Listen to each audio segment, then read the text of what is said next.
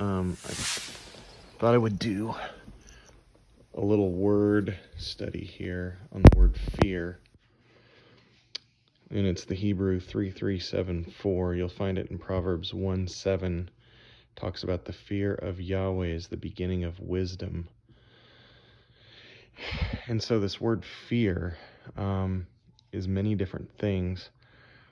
And so I wanted to give you the visual context for this word, because Hebrew is it's an action-oriented language, meaning the words promote action.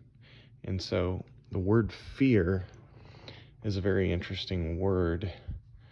You can see here that it entails fear or awe, strong emotion caused by anticipation or awareness of danger, to dread what is terrible, or to revere what is respected. And you can see that those are two sides to the same coin. To revere what is respected. So Yahweh is to revere what is respected, but in the same sense, it's to dread what is terrible, because the day of Yahweh is a day of fear and trembling. It's a day of dread. So that same source that we revere is also a source of what is terrible to those who are perishing, or to those who will face judgment. So come out of her, my people, lest you take part in her destruction. So for some, the reverence and the respect of Yahweh is what preserves them, because they have a fear of Yahweh. And then others, it will be a point of dread, because they did not fear him. So the idea here is, if we want to look at our life as a mountain, and there's many different things in our life that are important. You could look at finances, family, children, job, all those different things. The idea is that Yerah is the idea of a flow, is a flow of something. There's a flow to it. And so a throwing down from. So the idea is that when you're throwing down from, to the yod, the hand throwing down from the summit or the peak, or the authority, the high point, the peak right here. Okay, so in our lives, whatever takes precedence right here affects everything below it. You see that? So whatever's sitting here is going to affect everything below it. So if your finances, your spouse, your children, job, money, food, especially all those things. This is the most important aspect of a person's life. This is that which controls. This is the source. Okay, so we'll call this the source. Okay, so this source, this water flow, is going to go downhill, and it's going to affect everything below it. So the fear of Yahweh is the beginning of wisdom. So the idea is that the fear of Yahweh will put Yahweh here, and we'll get into this a little bit more and what that means by having Yahweh there. What does that necessarily mean for him to be on the peak or the summit of this mountain that we call life?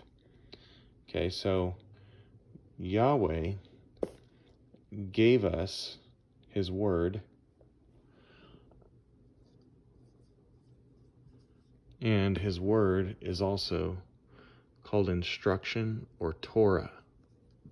Okay, so this is how Yahweh This is how we fear Yahweh, is that we revere him by keeping his word or his Torah. Okay, so do you see this? So if this is the Torah, then this source of water literally feeds everything that comes down after it. So I'll just put money here. Okay, then we'll put job here. We'll put spouse here. Children here.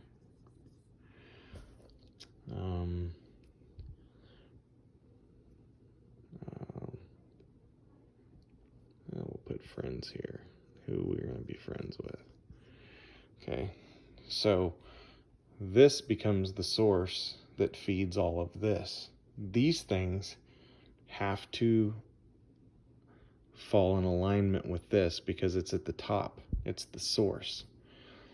So these things become in submission to, submitted to rank under this, under Yahweh, under the Torah, under the source. And so all of the decisions made in regard to this, discipline for the children, submitting to spouse, what kind of friends you have, where you spend your money and how you make your money. Okay, so the idea of fear is what you place at the top of this mountain, at the top of your life structure. What do you place there? Now what happens is when we do not put this here,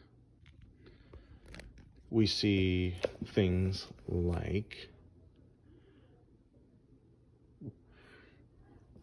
this happen.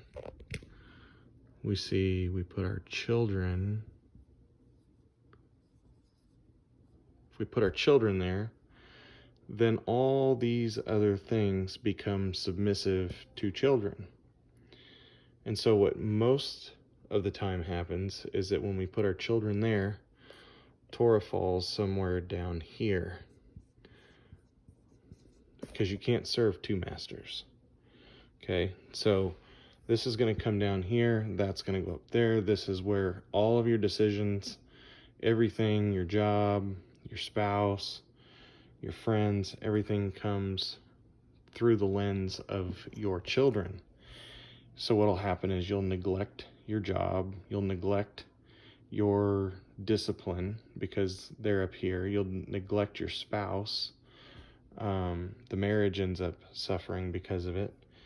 And most of all, your relationship with Yahweh suffers because you have put an idol.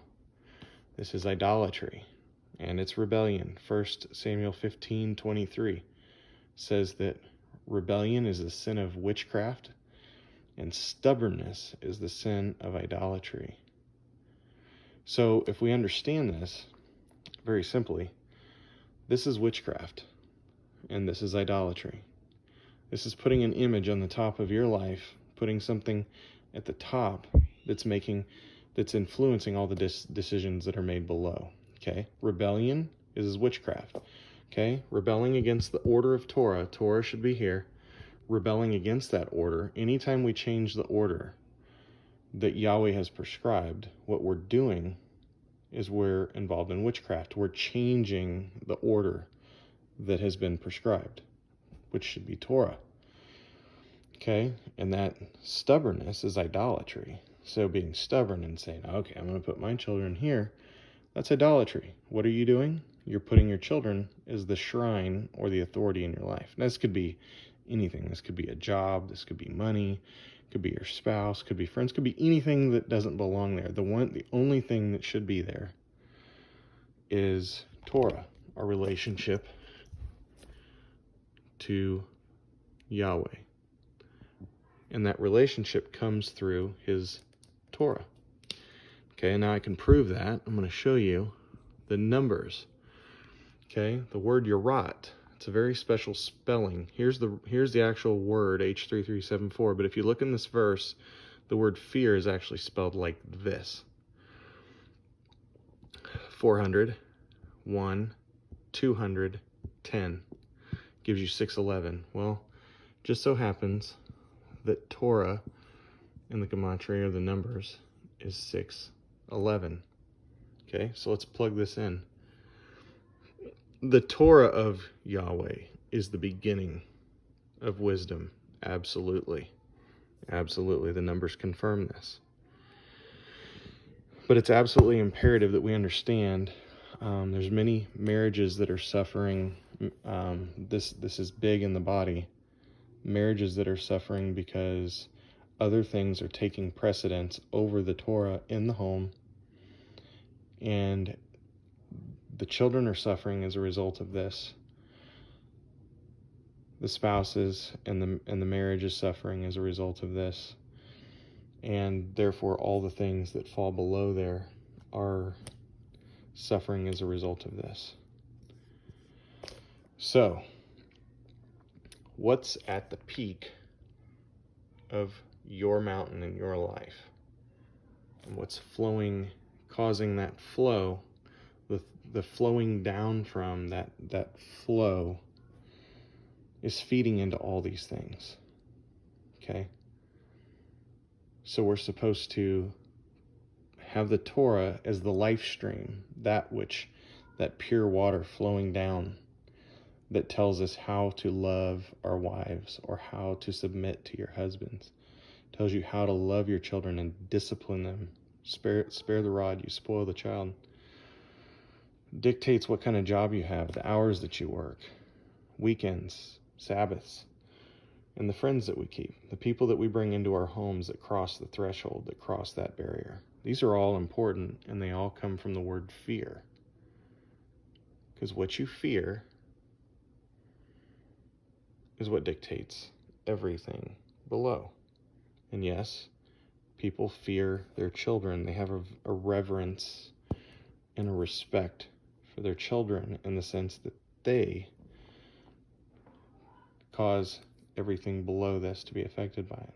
Or they fear in the sense of having the wrong submission to something. Could be their job, could be money, all those things. And at the end of the day, Torah is the one thing that is supposed to guide all of our decision making as parents, spouses, co-workers, because all these things are we're stewardship. This is stewardship. All this down here, everything is stewardship. And so what are the rules that govern that stewardship? And that's what's important to understand, is the word fear. Yes, fear and Torah. Plug the numbers in. The Torah of Yahweh is the beginning of wisdom. Shalom.